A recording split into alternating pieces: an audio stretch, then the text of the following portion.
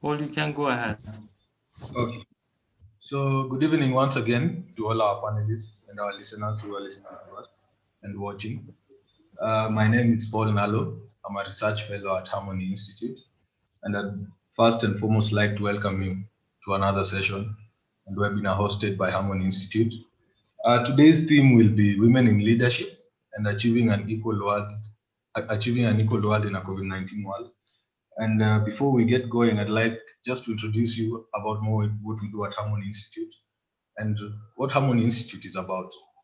So Harmony Institute was founded in 2014 in Kenya with the purpose of achieving social cohesion by connecting communities, empowering people to engage and contributing to the development of ideas on dialogue, peace, and community building. It does this by bringing people together through discussion forums, courses, capacity building programs, luncheons, community engagement, and outreach programs. We are a multi-religious organization, multi-ethnic, encouraging peaceful coexistence of the human fraternity. We aim to facilitate dialogue on a whole range of social and environmental issues, regardless of any faith, religion, or ethnicity. It stands with environmental consciousness, women empowerment, freedom of expression, and human rights. It considers the path to harmony is through democracy, civic engagement, rule of law, social integration, and cohesion.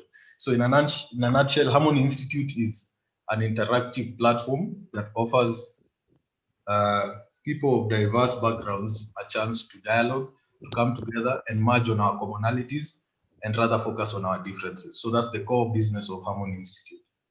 Beyond that, I'd like to introduce our panelists and our viewers as well to the brief or the synopsis of what we will capture in tonight's discussion. I think all of us have been furnished with them, but I'll read it over again. So, of the over 7 billion people on Earth, women account for more than half of that figure. It is also the case that in most countries in the world, women once again make for a greater proportion of the population. Therefore, they are an indispensable demographic in the world, going by their substantial representation in global populations. It would be sound to conclude that they should not be ignored and that they are heavily involved as key players in our ecosystem. Ironically, this has not been the state of affairs, despite women being immensely felicitous in handling grave issues. This truth has become clearer as the world grapples with the COVID-19 pandemic. It is a fact of life that a bevy of countries credited with staging the best COVID-19 responses are led by women. The world witnessed as Angela Merkel of Germany, Sanna Marin from Finland, and Jacinta Ardern in New Zealand almost seamlessly steward their countries through the ravaging pandemic storm. This is to mention but a few examples. In addition to this, women are worth their salt as trailblazers, instigating change in various facets of society. As they take pivotal roles in activism, 18-year-old Greta Thunberg has proven to youth that nobody is too young to take on a task as serious as agitating for climate change. The same goes for Vanessa Nakate from Uganda. Tamika Mallory from the United States left the world in awe with a moving speech following the brutal murder of George Floyd, etching her place as a seminal part of the Black Lives Movement and a champion of social justice. Here in Africa, Alaa, Salah, and Aisha Yesufu took up the mantle, playing their part as influential protagonists of good governance in Sudan and Nigeria, respectively. Yet, even with these inspiring illustrations of women taking up space for the good of society, illustrations that are so relevant because they all fall within events that occurred in the past 1 year, women still remain a hugely ostracized lot in this modern day and age. Conservatively speaking, women spend 3 times as many hours on unpaid domestic hour and care compared to men. This has been an enduring platitude that COVID-19 has only exacerbated. Due to COVID-19 regulations that require people to stay at home, women have tremendously suffered gender-based violence and bore the short end of the stick in this regard. Increased teenage pregnancies have skyrocketed the levels of truancy and school dropouts amongst our sisters. It is intriguing that whereas consensual sex is a choice and menstruation a biological obligation for women, contraceptives are free but not sanitary pads, thereby only heightening the vulnerability of women living in extreme poverty. That said, it goes without saying that women remain largely underrepresented in decision-making bodies across the globe. A paltry 22 countries have women as their heads of state out of 193 countries, a figure that has risen to 23 with the ascendance of Mama Samia as president of Tanzania. But still, only 24.9% of national parliamentarians are women. At the current rate of progress, gender equality among heads of government will take another 130 years. Perpetual unequal pay is also a problem. Women are also at the forefront of the battle against COVID-19 as frontline and healthcare sector workers, as scientists, doctors, and caregivers. Yet they get paid 11% less globally than their male counterparts. An analysis of COVID-19 task teams from 87 countries found that only 3.5% of them had gender parity. These are some of the pressing issues which will be discussed, dissected, and canvassed as we brainstorm on ways of reinstating women in their rightful status in society, which of course, as equal series, this webinar will as well be in line with SDG number 5, 1, and 10, thus playing a critical role in contributing to the enhancements of these global goals. Pertinent to today's problems, it will seek to divulge how these solutions can be applied in a COVID world and beyond, consequently contributing to the UN's rallying cry for generational equality under the hashtag Act for Equal. So basically that's our brief, and that will be our guide in this discussion to all our panelists and all our viewers joining us. It passed my mind, but I forgot to mention you should also subscribe to our YouTube page at Harmony Institute. And before we go any further, I'd also like to introduce the moderator to take charge of the program, Madam Njeri Kierini, a consultant on public policy and an expert on public policy and research. In the past, he has worked with the Business Advocacy Fund, Ipsos Research, Nielsen Research, Real Forge Media Monitoring, Kenya Audience Research Foundation, and Nadine Corporate Communications. She has considerable experience on private-public dialogue, private sector development, and ways to improve the business and media enabling environments. She's also a very experienced facilitator. So we are glad to have Njeri tonight. Njeri, please take the floor, it's yours. Thank you, Paul. Thank you for a very comprehensive introduction. And I'd like to just welcome everybody this evening to our session. And so I'll just proceed by, first of all, introducing our panelists, 3 great women who are well known. And I'll just read their bios briefly, and then we shall proceed with the rest of the program. So I'll begin by just introducing Honorable Rosalinda Andambi, who is a teacher by profession, and she's currently the MCA for Kakamega County. And in 2017, she vied for the women's rep position in Kakamega County. She's been the national women leader for Ford Kenya, the Women League. She's now currently sitting in the Health, Labor and Selection Committee at the County Assembly.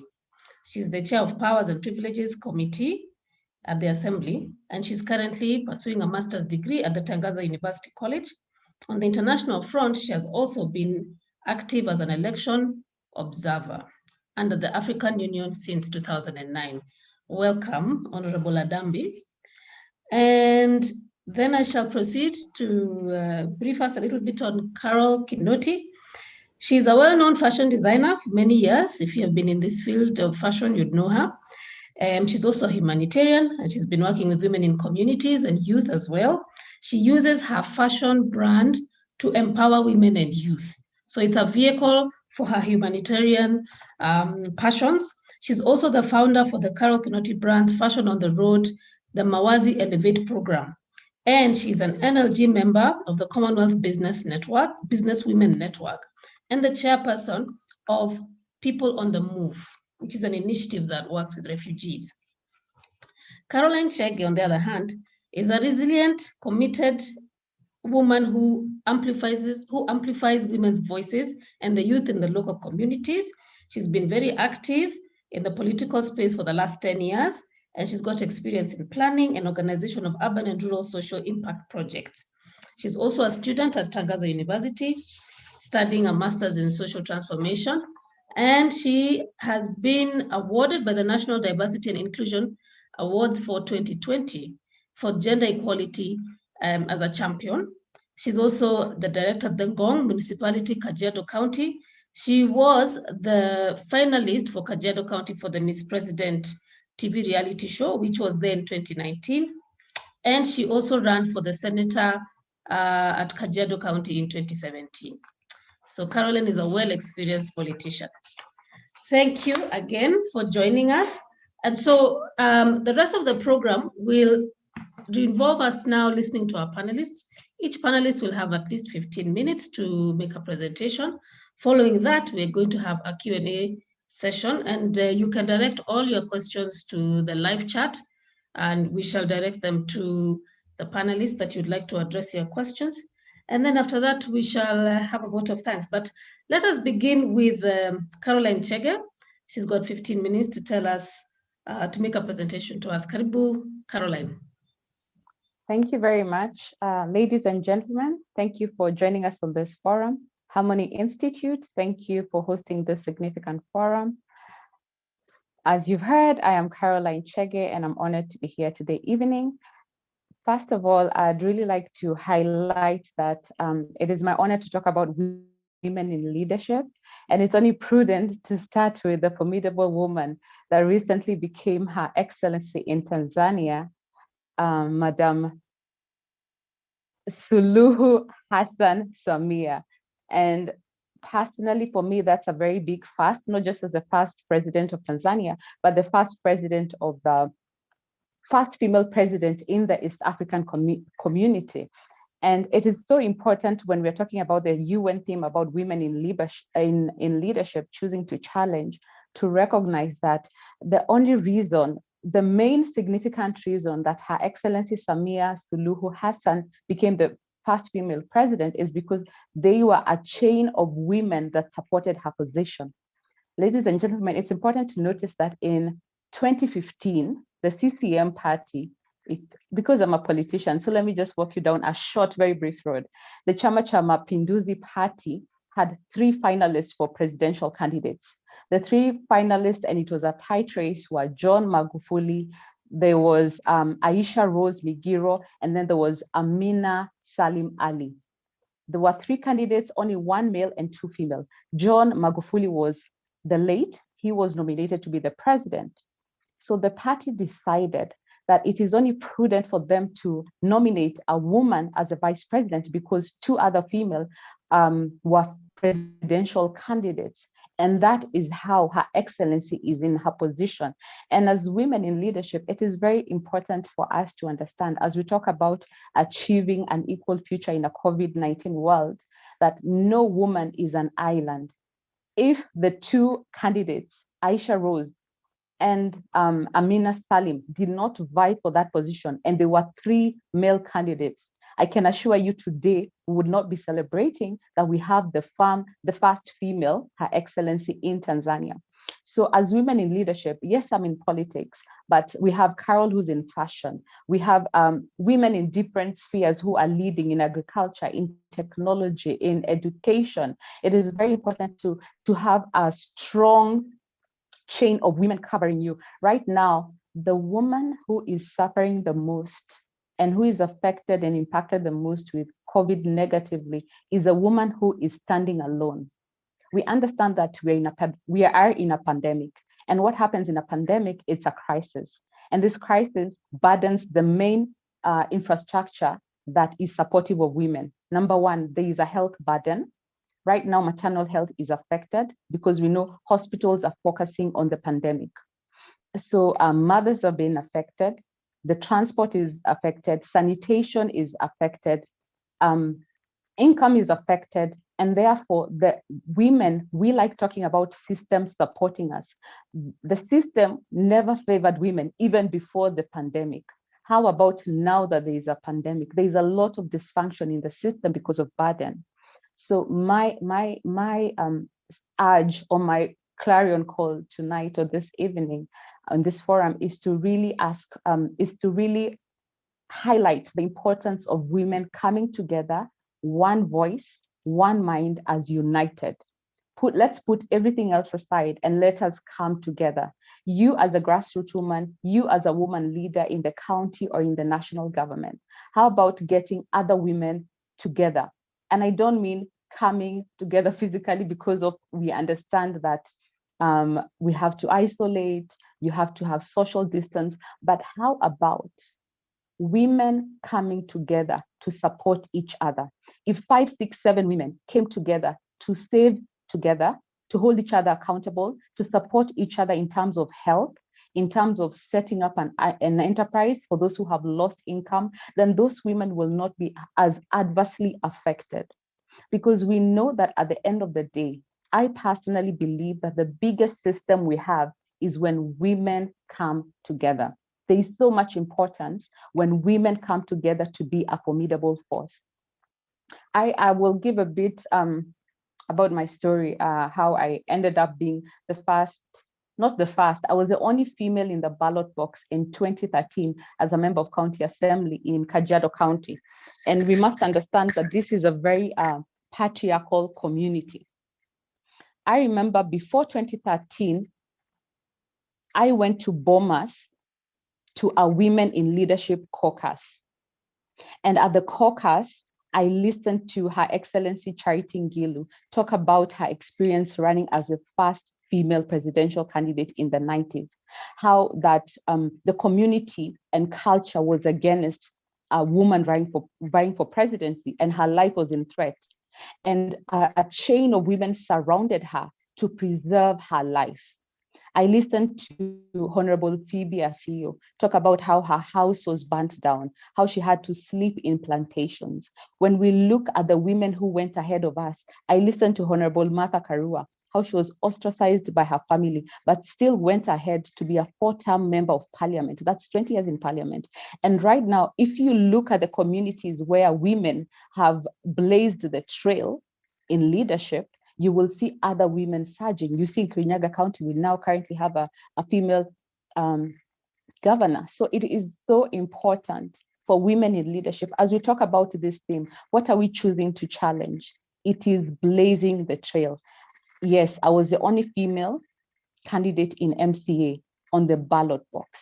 And you know, even at such a position as an MCA, the men did not believe that a young female was the right person to have this position, and my life was threatened. Come again, 2017, I was the only female, the first female and the only female on the ballot box. And I remember women coming around me and asking me, who do I think I am for vying such a seat? And I want to let women know today that it is so important for women to be bold and fearless. There is nothing that will be given to a woman in the nation that we have today. When I look back, as I was telling you the story about Tanzania, they had 3 female candidates for the president. Sorry, they had 3 candidates for the president in CCM party, and 2 were female. When we come back to Kenya, you know, we like to believe that we are a forward nation, but when it comes to gender equality, are we truly a forward nation when we introspect, when we look within ourselves? Because at the end of the day, how many female candidates do we have? And how strong is their race that when now the men are dividing the cake, they think about women taking a powerful position? So it is so important. Right now, I know in the upcoming elections next year, I hear there will be 9 women senators. It's because they're saying Caroline is still alive. She didn't die. Yes, it was blood, sweat, and tears. But as we talk about choosing to challenge, it's about trailing the blaze and having a strong chain of women surrounding us. And also lastly, another highlight I'd really like to bring up on women in leadership is to remember the young girls who've been affected by the pandemic. Right now, we have girls that are teenage girls who are susceptible and vulnerable to gender-based violence, to teenage pregnancy. Are they back in school? Schools were opened in January. Are they back to school? Does anybody know their number? How many are they? Where are they? What is the income they have to provide the basic food, shelter, and clothing for their little children? when we talk about women in leadership, leadership is about responsibility. Leadership is about service. Leadership is about rolling up your sleeves. It's not about power. It's about the heart of the people. And my heart goes out to all the young girls that, as we talk about choosing to challenge and women in leadership and achieving an equal future, let us not forget that the future that we are talking about, that equal future, these teenage moms, these teenage girls who are lost in statistics, who are faceless, they are the future that are going to lead our nations. Has anybody remembered them? Do they have any skills? Because some of them cannot go back to school. Where are they getting a livelihood? Or are they just left to disappear? So it's very important that as we come together, even as a panel in different forums, as we talk about women in leadership, let us forget the young girl. Let us remember, not forget. Let us remember the young girls who are vulnerable to GBV, who are not yet back in school. What can we do to ensure that they are back in school? Because these are the women who go through so much challenges. That is what makes them strong. The reason I am strong, I remember when recently, early March, when it was the National Diversity and Inclusion Awards and Recognition, it's called the DEAR Awards.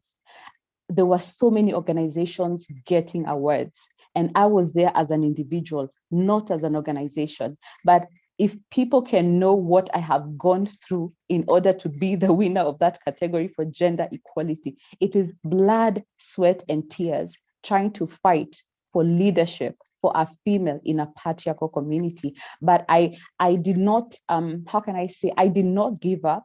I became bold in the face of adversity. I brought my chair to the tables. There is no room for me. I had to make room for myself. And yeah, my last message for women as I finish is bring your chair to the table. There is no room for you.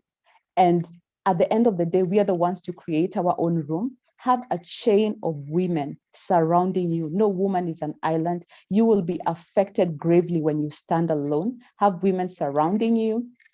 And lastly, it is so important for women in leadership to remember the younger girls, to hold their hands. Right now, I will not be in the ballot box in 2022, but I'm holding the hands of several young women and young men who are interested in political positions.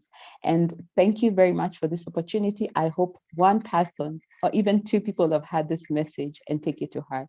Thank you.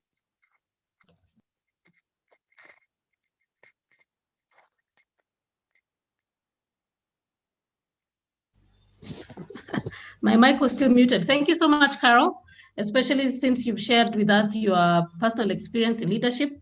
Obviously, you're a trailblazer.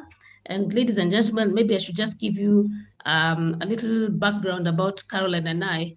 Not only are we students at Tangaza University, but I was a judge on Miss President, and I can tell you Caroline is a fighter.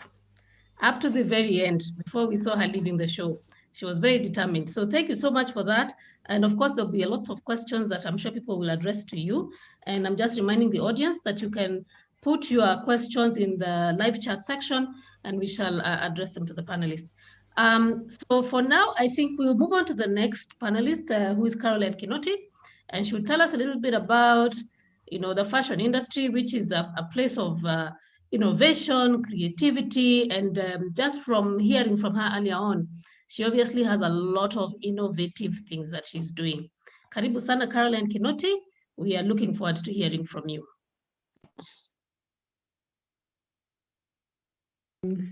Sorry, I was muted as well. So thank you very much, Jerry, the Harmony Institute, the ladies on the panel. I'm actually very honored to be around the women who are fighters, women in politics. I think are born strong because it's generally a man's world, and seeing them at the top makes me very proud to be associated and to be able to sit on this panel with them. Mine is pretty simple, and alongside, as I explained, how creativity and fashion and women empowerment and being able to support and work with women connect into women leadership, then you'll be able to understand where my thinking is.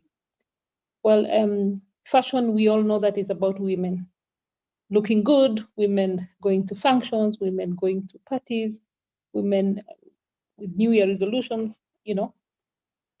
And I thought about it for a while, and I realized that it is possible to use this same vehicle and by God's given gift to connect the dots around women through fashion.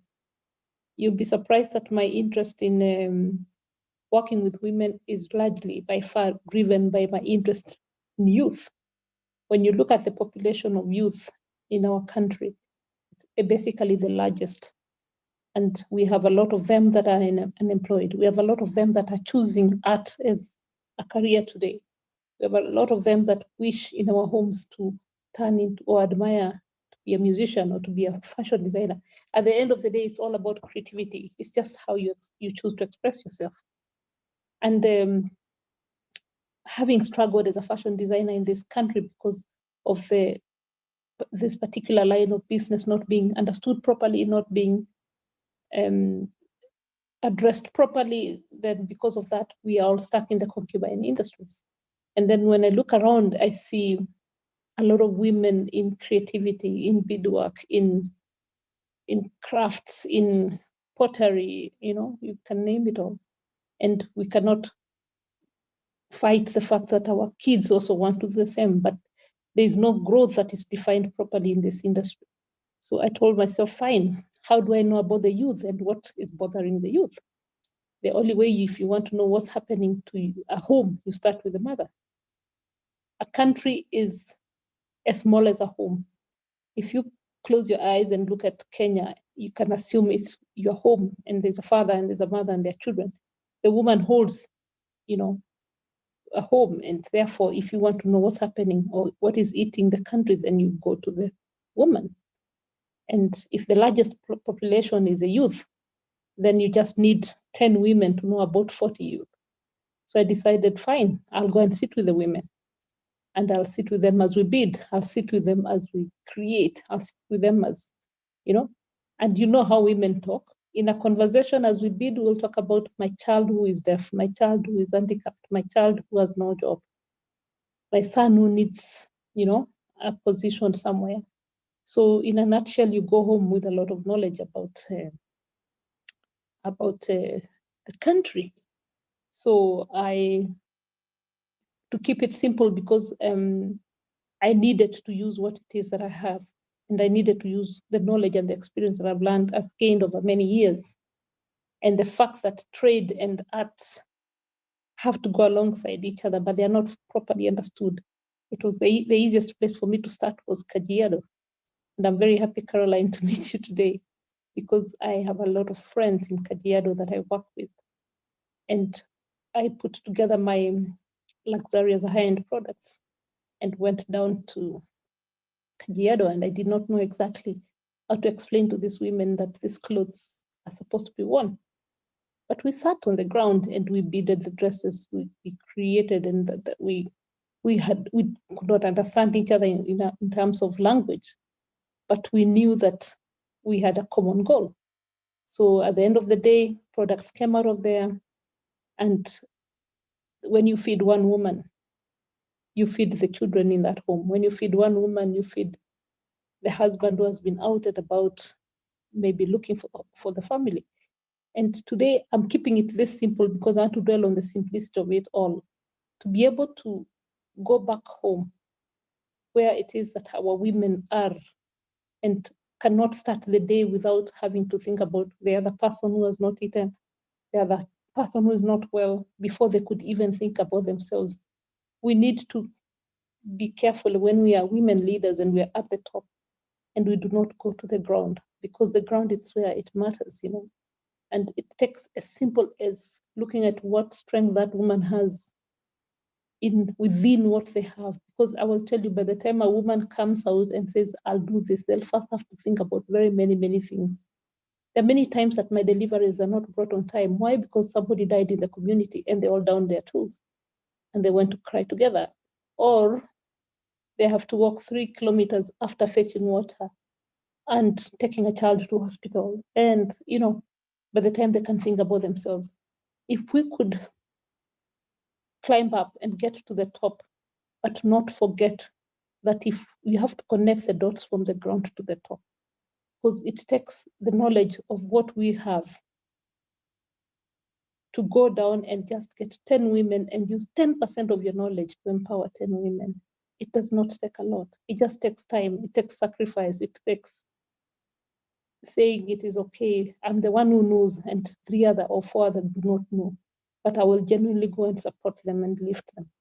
And like we said, we keep saying, make sure there are 5 that are following you. There are 2 that you're inspiring. There are 10 that you're guiding, you know. But if we start from the base, then we'll know exactly where it pinches the most. Because, I mean, there's vanity in what I do. There is, you know, lifestyle in what I do. And you look at the possibility of today being able to say, fine, I'll wear an expensive dress. And there's nothing wrong with that.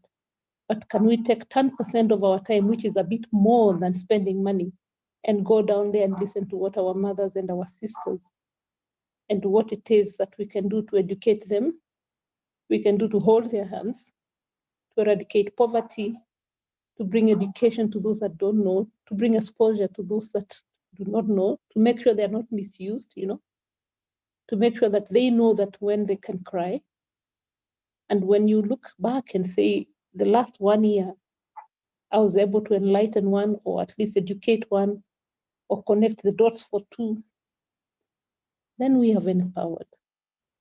So I urge women to come out there and say, fine, towards the front, which is those that inspire you, you will connect with 10. And towards the back, those that do not even know how to get there, will connect another 10. And encourage them to connect another 10 and another 10. And I believe economic empowerment is a gateway to independence. So I've tried to use my fashion understanding, creativity, and what I do every single day to speak today on behalf of the women that I support and work with, that hold me actually and work with me. And today I'm very inspired by their ability to be able to hold their families, and to keep their families safe. And especially during COVID, you know, COVID is a year that is a time that is about compassion and care and love. And that is what a woman is about. So thank you very much. And I'm very happy to be here.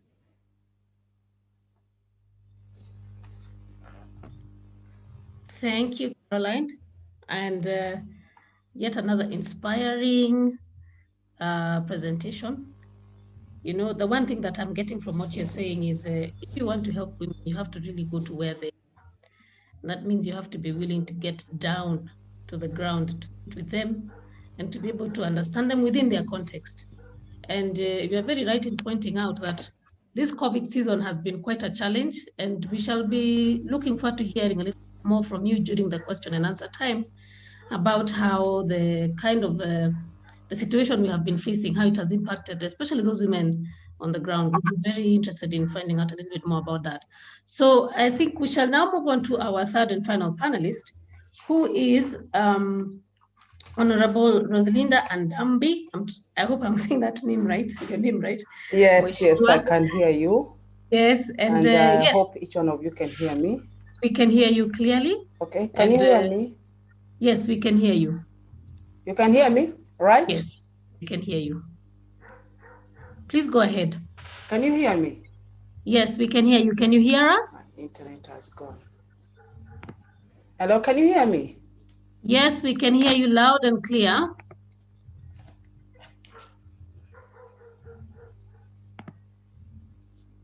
Can you hear me, everyone? We can hear you. Hello? But your screen is frozen. Hello? My goodness. My internet seems to be misbehaving. Hello? We can hear you, Mheshimiwa.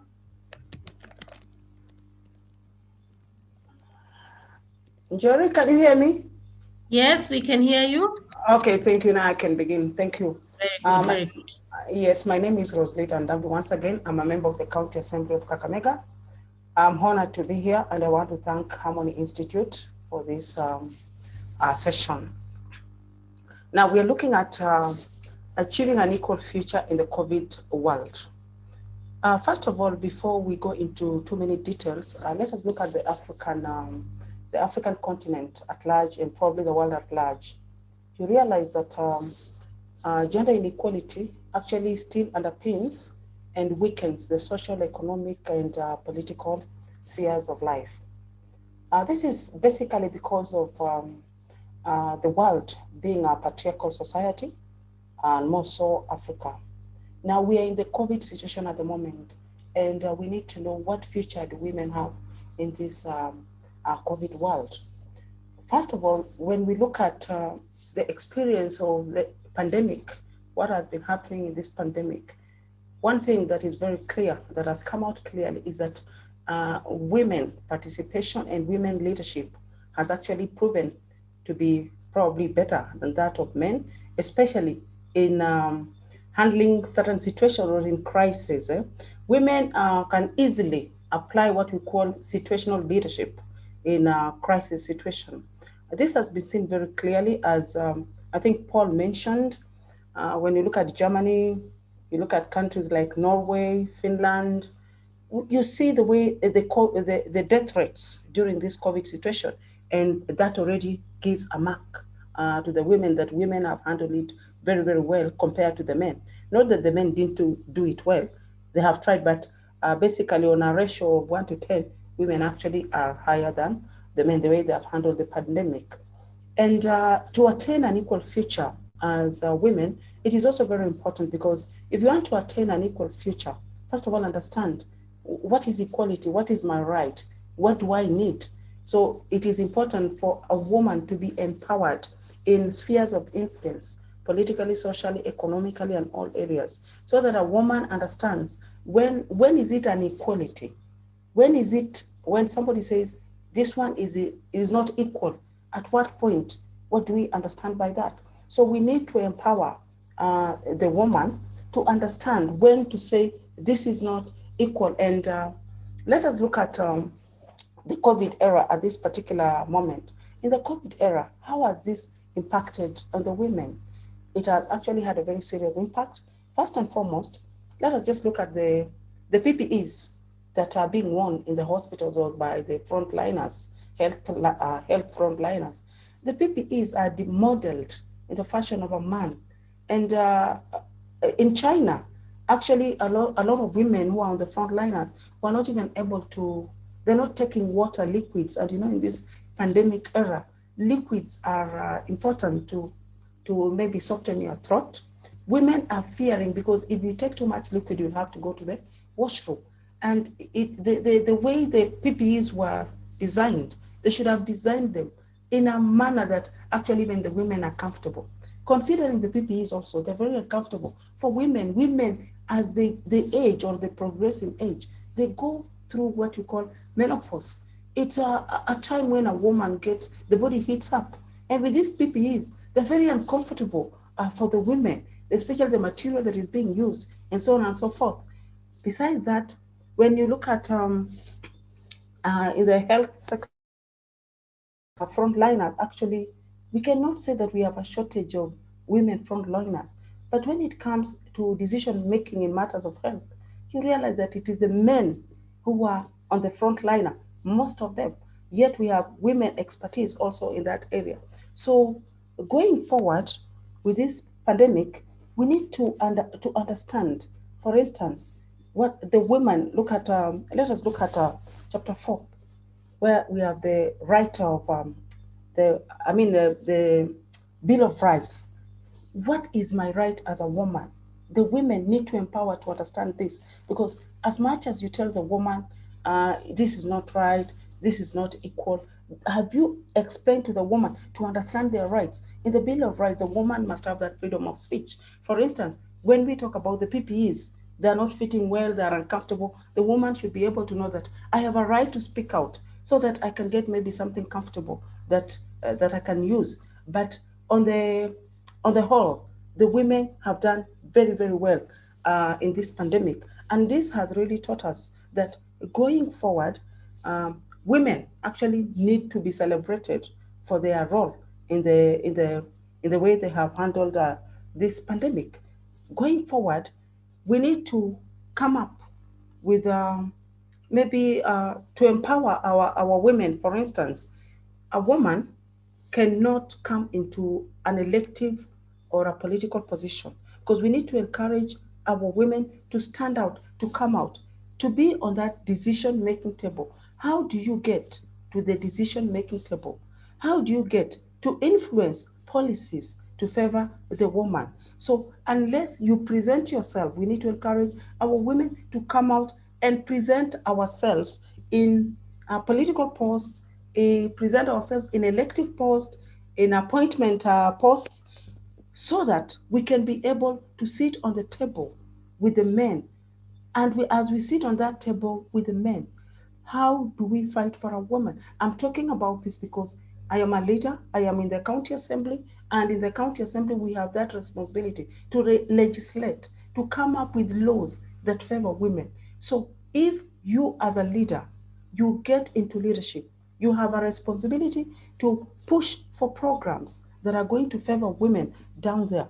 For instance, when we talk about pushing for programs, how do you push for programs? You must be able also, as a woman leader, to understand the budget, look at the budget, and understand what does the budget hold for the women? What programs are in this budget for women? And are they going to be implemented? You don't just look at it, have it in, and move away, because once the budget is factored in, once this is factored in, as a woman, how do you follow up to ensure that corruption has not taken a center stage in all this? So once a woman is empowered, I know my right. I have a right to speak.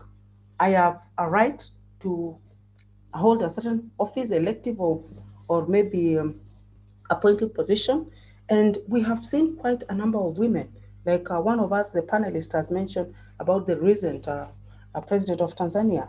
That is not the only woman who has actually been in leadership. We saw the president of Liberia. They elected a woman. So that is telling us that women, we can actually make it. Today in Kenya, we are also headed towards, we have an acting CJ who is a woman. And if all women come behind her and push for this, so that she can actually end up becoming the CJ. And this is what we talk about, empowering women, enabling women to be able to stand out and speak for their rights, or speak for what they need. Well, let us look at into the COVID era, how it has affected the woman. The woman has been affected largely because, first, as we've said, it is a patriarchal society.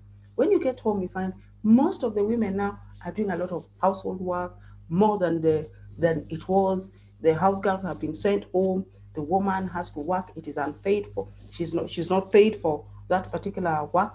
We have a lot of sexual violence now. Let us look at our girls. Quite a number of girls, school-going girls, have been affected by this pandemic because schools have closed. So women leaders, women who are in leadership, how do we mentor these girls? How do we help these girls actually, so that they can understand that within a pandemic, it is not a time for you to go move around, run up and down, because this pandemic has affected women in that our girls, when the schools open or when they go back to school, we have girls going to school with pregnancies, others are not going back to school, and so on and so forth. Okay, at the same time, most of the communities that practice maybe female genital mutilation have also taken advantage of this. They are sending girls to early marriages because the girls are now home. This pandemic actually has had a very serious effect on women. There's sexual violence. And when we talk of sexual violence, it is not only physical. Let us look at social media, social bullying. A lot of women are bullied sexually actually on the media. So it is also important when we talk of empowering the woman. Let us not just talk of empowering the woman politically, socially, economically. Look at the world today. What has COVID done to the world today? The world has gone digital. How do we have our women to do their business digitally? Today, we have quite a number of women actually. You see some women are even boiling things like vegetables and selling to get an income. Women are doing a lot of, posting a lot of stuff on the net so that they can get an income. So there is that. We need to try and maybe seal the digital gap by empowering and training women to understand how to work digitally. The world has also gone cashless. You realize some of the women, maybe in the interior, they didn't have things like maybe M-Pesa. Every time they had the M-Pesa, they were being assisted. So we need to empower these women so that they can actually go digital. Then when we look at these SDGs, we talk about poverty elevation. SDG number 1 is elevation of poverty. How are we going to elevate this poverty? Because we know very well we cannot actually maybe end the poverty completely, but to elevate poverty means the woman has to be empowered.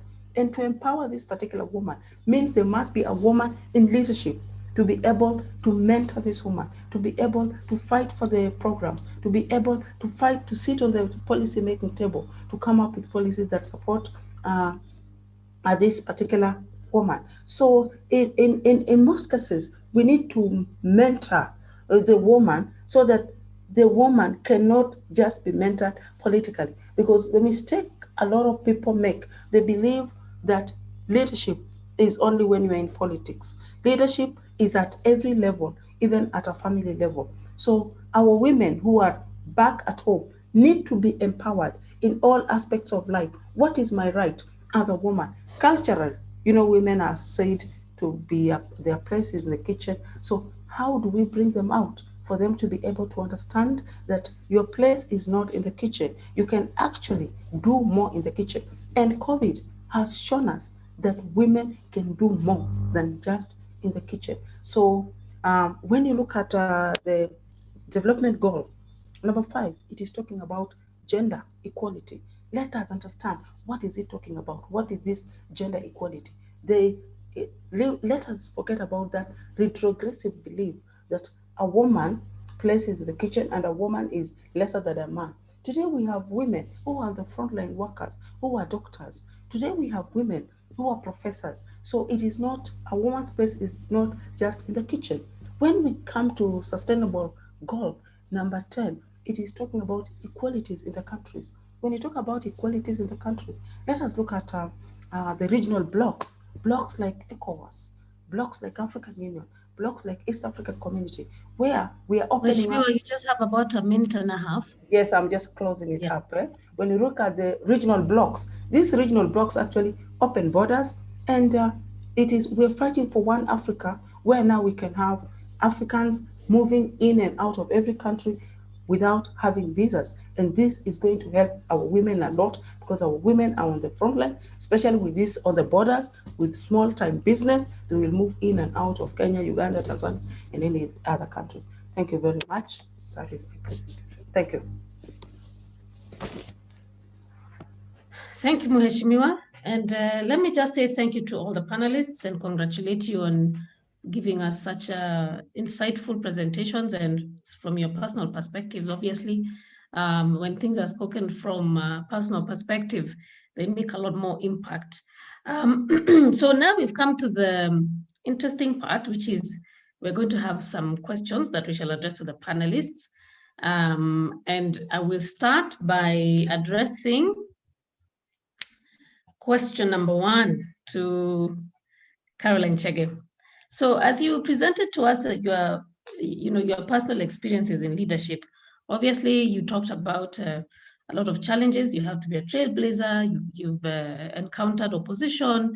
You've appeared a bit odd, being the only woman on a ballot box. People asking you, who do you think you are?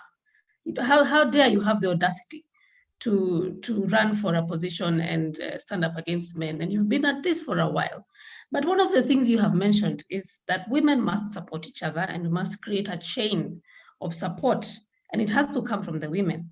So it is often said that women are their own problems. Is it true? And if indeed it is, how do we overcome this, given that you have so much experience going out there and tackling these challenges? What do you have to say about that? Thank you, Njeri, for the question. Number 1, it grieves me when I hear women say that, because that is absolutely not true. Where I am today in my political journey, there are women who have held me, older women, women my age, all elderly women, they have held my hand. at the end of the day, when we look at how women support each other, for instance, when I'm in my campaigns or when I'm rallying, at the end of the day, the people who always have my back, it is women. There is no, as even highlighted, Her Excellency Samia Suluhu Hassan, she would not have gotten into that position if it wasn't for women. If you listen to the stories of women, it is other women that have gotten them there. So that, for me, that completely negates that. I think it is a very negative way of, it is a quote that was created to actually defeat women.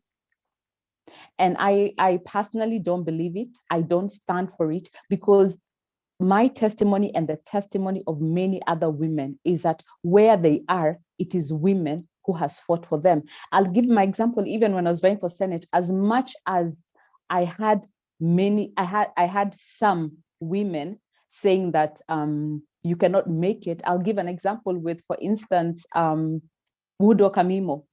She gave me a platform to go to Cheche and speak about my senatorial ambitions. You know, I didn't have to pay to be on a national platform. And this is another woman pioneer in the media and journalism industry who took this girl from Kajiado and gave her a national platform. I can name Honorable Martha Karua. When I was running on her party in 2013, the NAK Kenya party, she was the leader of the party. She held my hand.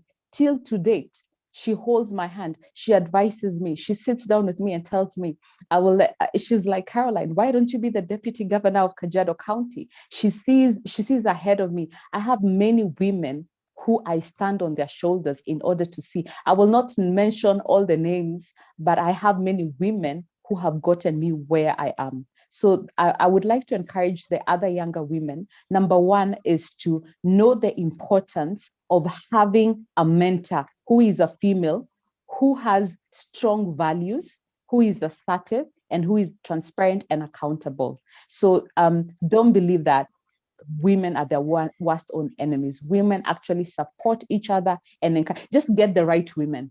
Get the right women surrounding you. Get the right women. That's very interesting.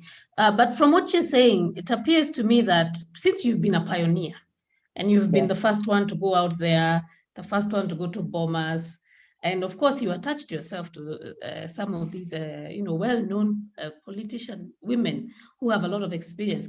Are you saying then that for the reason why women, or rather what would be appealing to women to support one another, is for them to say, okay, here's a trailblazer. She's going forward. She's got the guts, first to say that. She's got the guts to go and do this.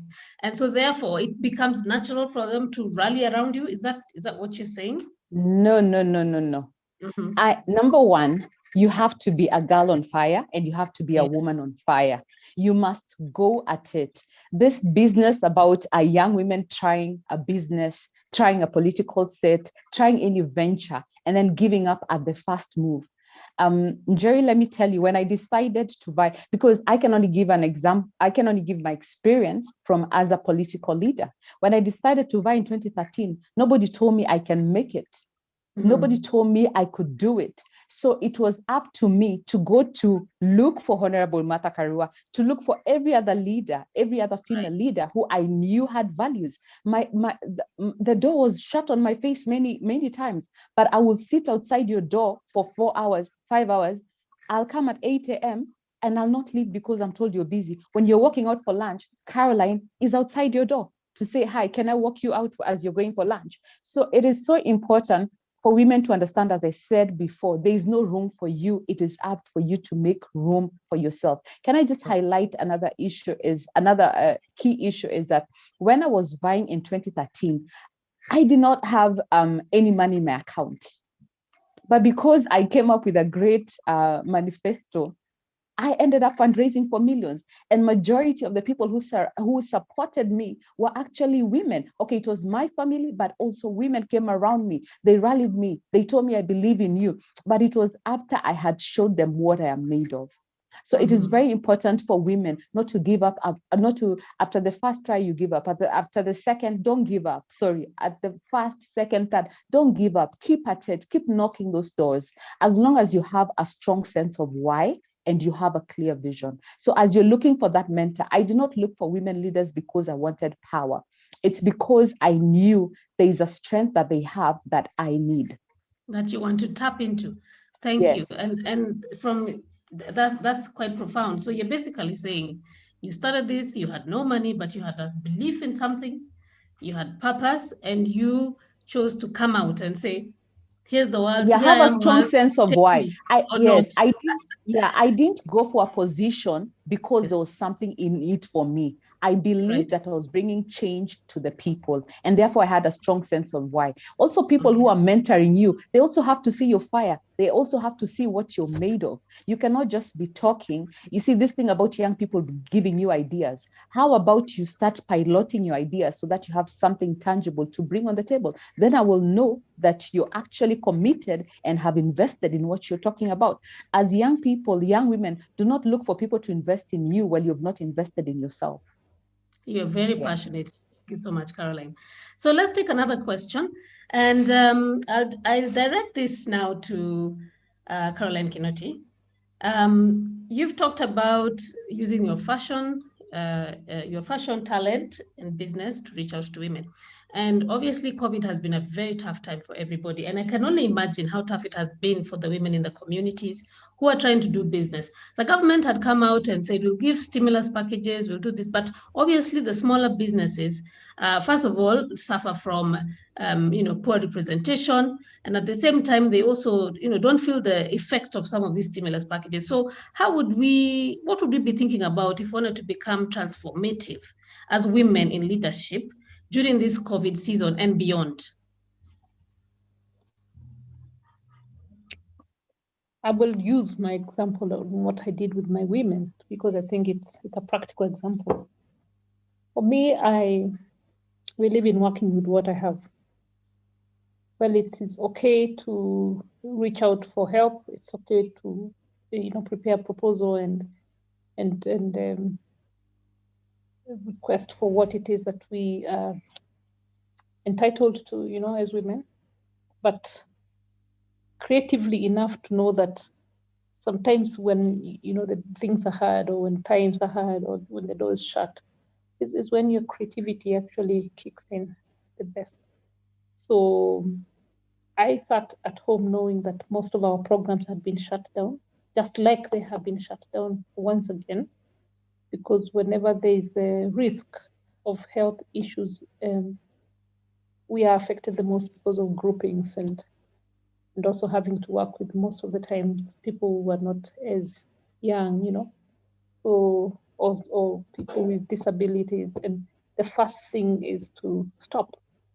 And when we stop, it means that the continuity of facilitation of business down to the women is also disconnected. And I cannot stop but wonder, then what next? So normally, like I said, I would like to use my practical example is I challenge them to get creative and say, you know what, this is COVID. This is how things are. What do we do to find a way to be innovative as we wait for whatever support that comes our way? And during the height of COVID last year, and as much as we had the lockdown and the barriers across the counties had been put in place, we could not connect or gather into groups. Something needed to be done. And that, whatever it is, most likely would be the most immediate solution as we wait to see how all the support system, by the time they trickle in, down to the ground. And as a creative and a leader, and with phone calls about what happens, what do we do next, I knew I had the voice to tell them, first of all, you must keep safe. Are you wearing your masks? You must follow. You must protect your families. But at the end of the day, how do we use this environment? I need time to think. And I need to think not for myself alone, but for all of us. So we came up with a solution and said, fine, why don't we turn the masks into a fashion item? Can we have women bid on it so that each mask still takes some work back, down to the community? And why am I giving this example? I'm giving the example of fine, it's possible to sit out and cry, but it's also possible to say, I'll work with what I have. Somebody has mentioned women turning into boiling foods and packaging the foods and going on social media. Let's get creative. Let's get independent. Let's get, even as we cry, let's get back and say, fine, these are my four corners. What can I do with what I have? I mean, the stories during COVID about what women, a lot of women turned themselves into, people rediscovered their cookery.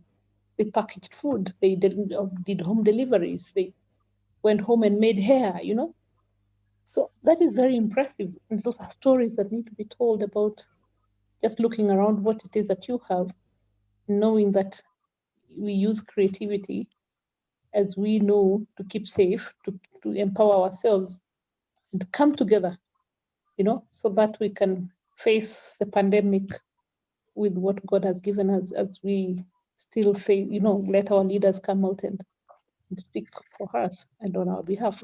But what am I trying to say? We must reduce the hand-me-down and kind of attitude.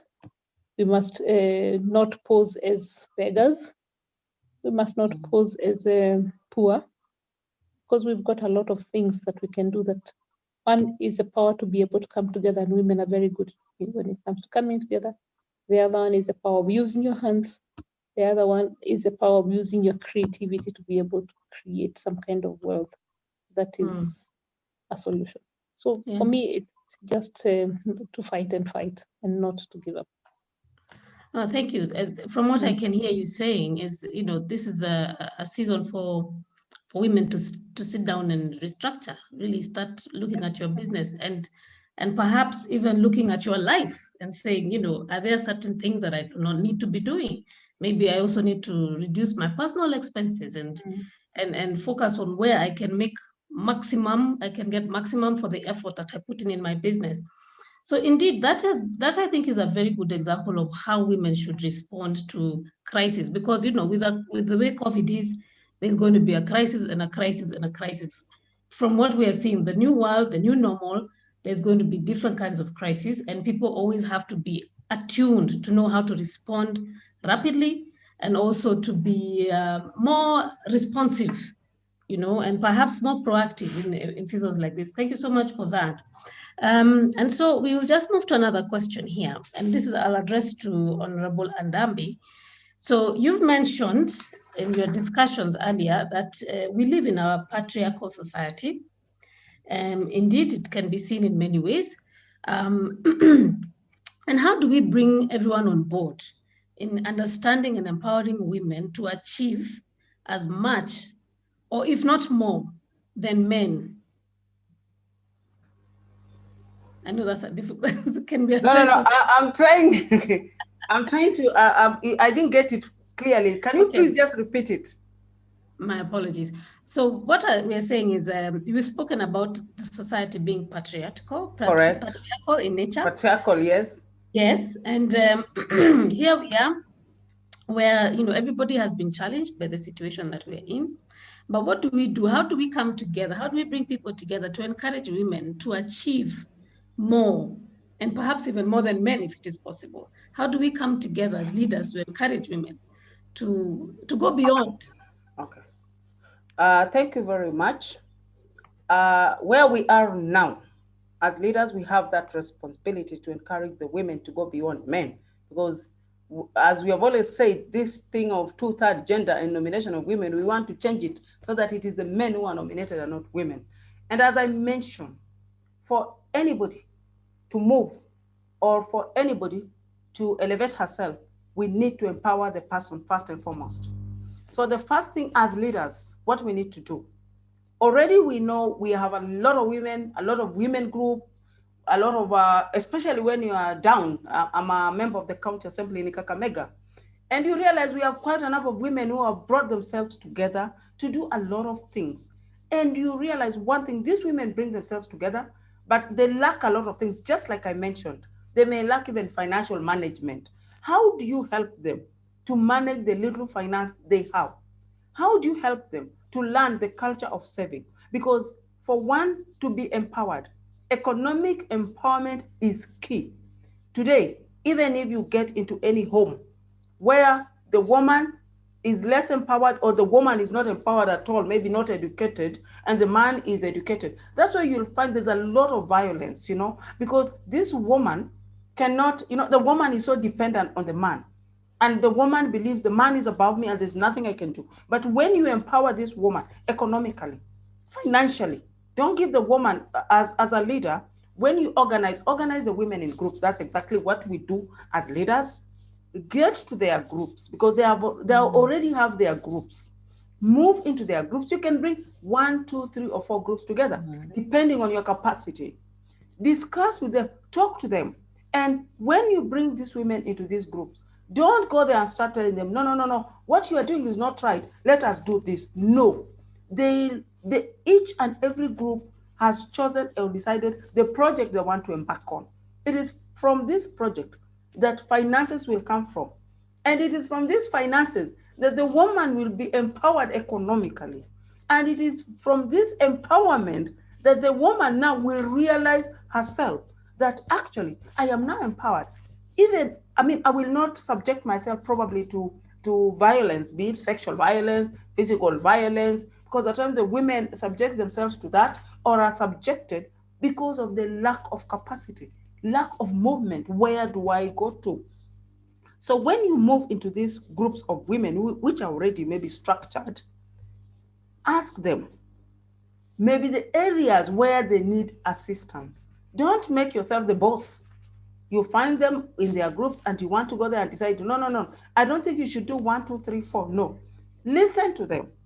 Look at the way they move around with their groups. And once you understand, then you can bring in or put in some of your input. Financial management is key. Most of the women will be in these groups, get the money, they're doing this merry-go-round thing and just giving somebody. Initially, it used to be buying plates, cups, and so on and so forth. But today we realize that the women are in the merry-go-round and maybe a woman will say, okay, I need this money because I'm going to invest in this. I'm going to buy stock. I'm going to do 1, 2, 3, 4. They're doing different levels of business. And some of them may get this money, and what they do tomorrow, they pay school fees with all the money. So the culture of saving is the first thing that you must teach these women. Teach them that you can actually save even maybe 20 shillings per day.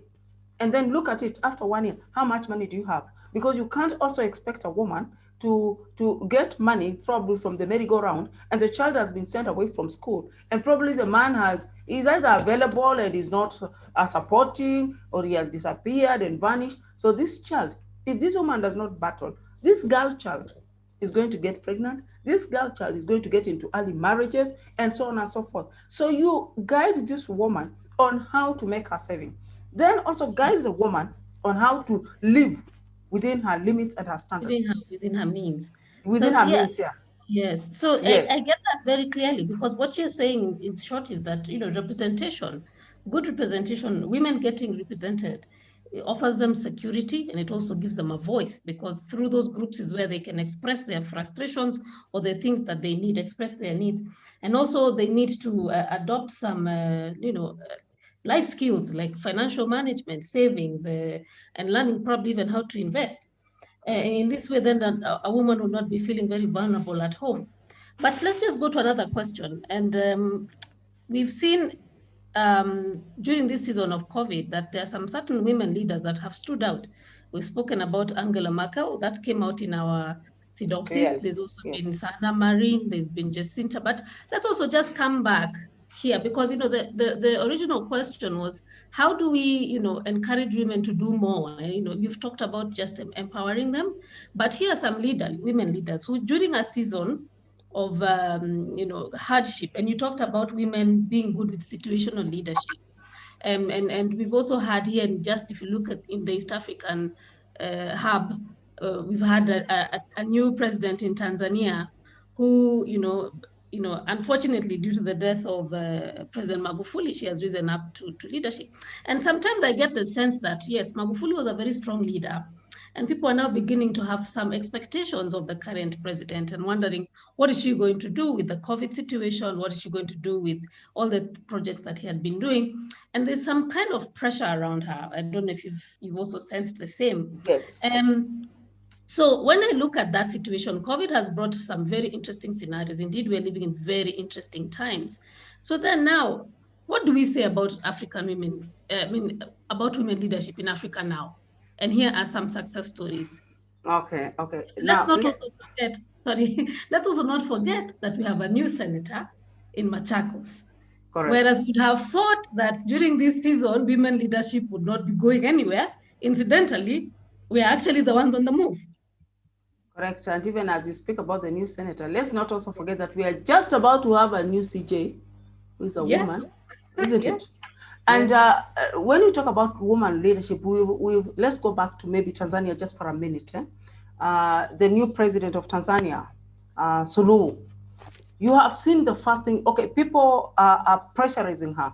And people are actually wondering, you know why all this is happening? Because people saw Magufuli to be so forceful. And it is only that because Magufuli is a man. And now they are saying, because they look at a woman as a weaker sex, and they imagine she will not actually drive it the way Magufuli did it. But looking at it, you've seen the first thing she's done. She asked that, is it the minister for the port or something like that? Yes. Because of corruption. And why are women suffering today? It is because of that corruption. So she has started on a very good note.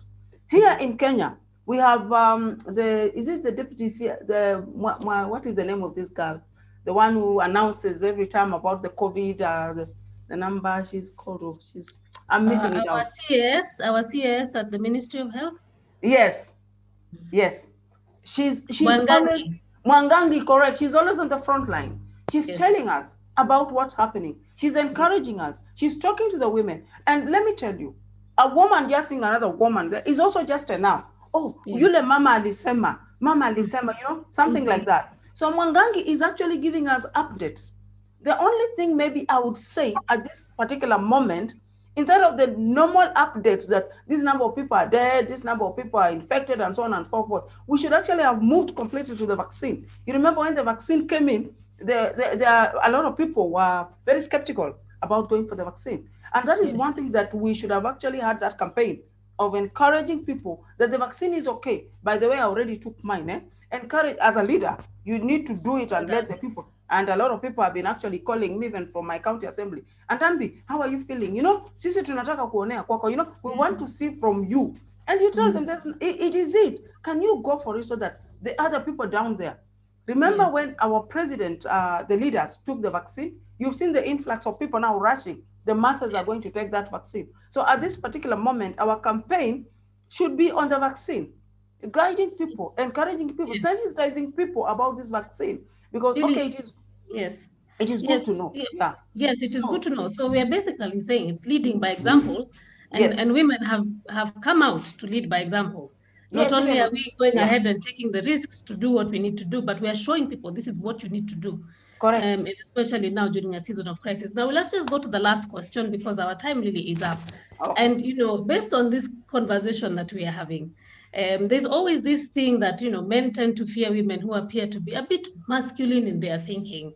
And if you seem to be confident, you're brave, you're bold, I have been called, and I'm sure maybe some of you have been called somewhere along the way, you're a very difficult woman. Correct. And then you ask, what is difficult? Is it because I know what I want? Is it because I know where I'm going? So how does it make me difficult? So at the end of the day, when you see that, you know, women are said they're too masculine as they climb up the ladder, should we address this issue as women? And I'll just ask both Caroline Kinoti and Caroline Chege to just make one short comment on that, and then can move on to Mustafa. Thank you so much, Honorable Adabi, for your contributions. Thank you. Yes, so Caroline Kinoti, what do you think, you know, when they say that, you know, a masculine woman tends to be difficult? Ignore the noise. Absolutely. Noise. Just like Caroline said earlier, when you know your why, you just stay focused. The noise is meant to distract you. Yes. The noise is meant to put you down. And normally, when you know your why, Yes. You will keep looking at the things that want to interfere with where you're going, and Yes. you'll just push them out of your way. So mine is not to respond to such noise, it's to ignore it and just keep going. And just focus. Just Thank keep going. Yes, thank you. Thank you. Caroline Chege? What I'd say about that is that when men say, say you're a difficult woman, they're just testing what you're made of. So I would keep my eye on the prize. That is a non-issue for me. And at the end of the day, when I first began, they would make subtle such comments or innuendos, but you keep your eyes on the prize. Now they are my number one cheerleaders. They know I'm a formidable woman. The other day, the elder men, they were like, in this Kajiado North, in case we don't know, if the BBI passes, I'm not saying if I'm pro or against, but they were like, if the BBI passes, we think you'd be a very good candidate for the Kajiado North if it's divided for the MP. Now you see now, finally, they have seen what I'm made of. So they're just testing you. So if you give them back bickering, then you have failed the test. But if you keep your eye on the prize, be consistent, be formidable, be bold, be strong. For me, my work is sustainable development, good governance. That is all I want. Fighting for the women at the grassroots, championing equality and equity. That is, so keep your eye on the prize. Do not, how can I say, engage your strength in non-issues. How about you use that energy on a productive issue? Yes, thank you. So we later on, they'll be the ones who'll be cheering you. They'll become your cheerleaders, your biggest cheerleaders. Thank you so much. So the big message here is keep your eye on the prize and be focused. Thank you so much, ladies. We've had such a rich conversation, and I mean, I wish we could have more time, but sometimes these things are best left short and sweet. So I'll pass this on now to Mustafa from the Harmony Institute so that he can now give us a vote of thanks. And I'd like to thank everybody who has been with us tonight. I hope this has been fruitful and beneficial to you. And I'd just like to say thank you so much for giving me the opportunity to do this, the Harmony Institute, and thank you, ladies, for being such wonderful panelists. Thank you very much, Jerry. It was really a good, informative webinar today. Good evening, respected panelists, Honorable Rosalida Andambi, Caroline Chege, Carol Kinoti, our moderator, Jerry Chiarini, most valued guests, ladies and gentlemen, it's my privilege to propose a vote of thanks on this important webinar. I, on behalf of Harmony Institute, extend a very hearty vote of thanks to all panelists and moderator for gracing their important work and sharing with us their findings and opinions about women in leadership, achieving an equal future in a COVID-19 world. We are all inspired by panelists' great, valuable words and contribution. Ladies and gentlemen, thank you for joining us. Have a blessed day and night. Thank you. Okay. Thank you. That's the end. Thank you. Bye-bye. Thank you. Bye-bye. Thank you.